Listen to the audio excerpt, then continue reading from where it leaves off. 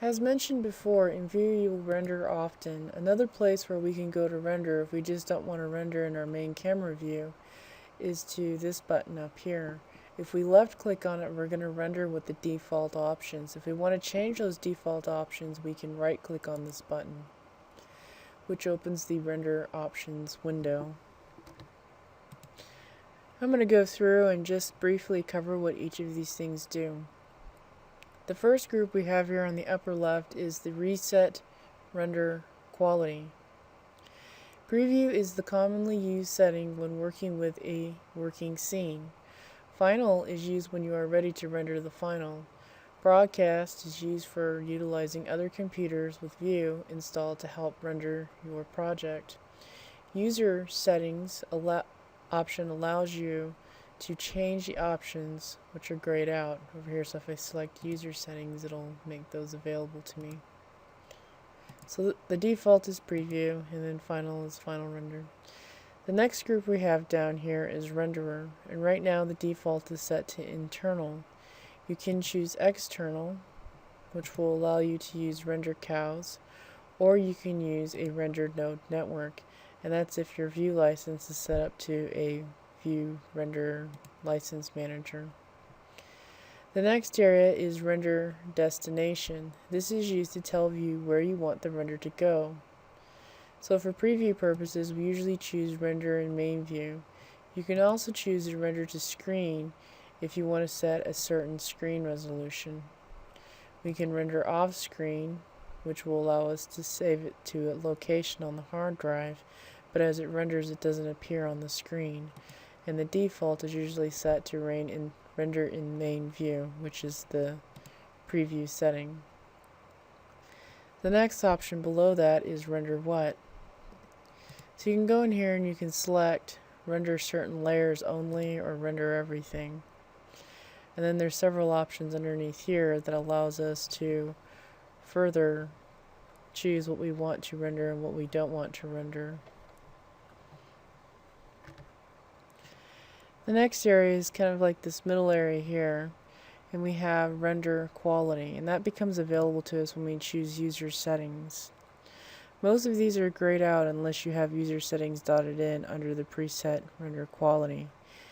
We'll discuss these in more detail later as we actually use these settings, and these mostly have to do with materials and lighting.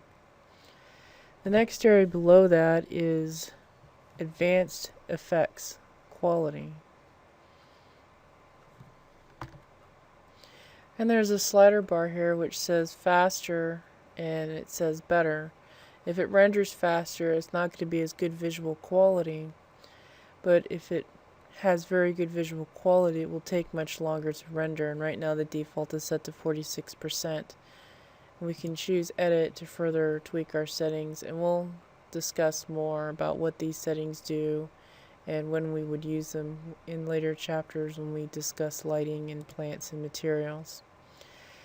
The next area below that is Anti-Aliasing. These options become available if user setting is dotted in under preset render quality. This controls the use of Anti-Aliasing, which we'll discuss in more detail later exactly what that is. And then the area below that is Indirect Lighting Solution. This option will reuse indirect lighting. The next column of stuff is picture size resolution up here on the upper right hand side. This area allows you to define the size and the resolution. I usually increase the pixels to 600 to get better visual feedback. And then if I need to make it smaller, I usually can take it in the Photoshop and make it smaller, or if it's a video, I can encode it to or compress it to a much more smaller video format. The next area below that, which is grayed out, is called Panoramic View. This allows you to render panoramic views if you need to display the end result in a dome-like setup. The next area below that is Render Area. You can define the render area using these settings. For a preview rendering, we will leave these at default.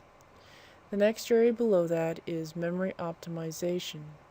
This setting allows you to clear your video card memory before rendering. This is particularly useful if you are working with a large scene.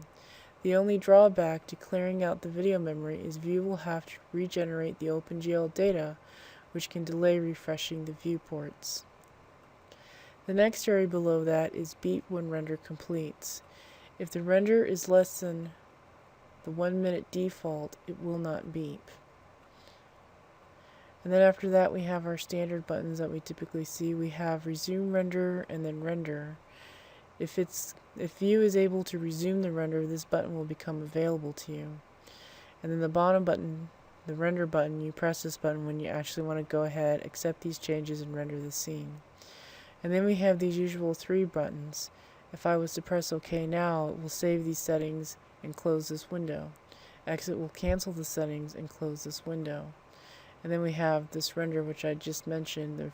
If I click this button, it will accept changes and go ahead and render and close this window.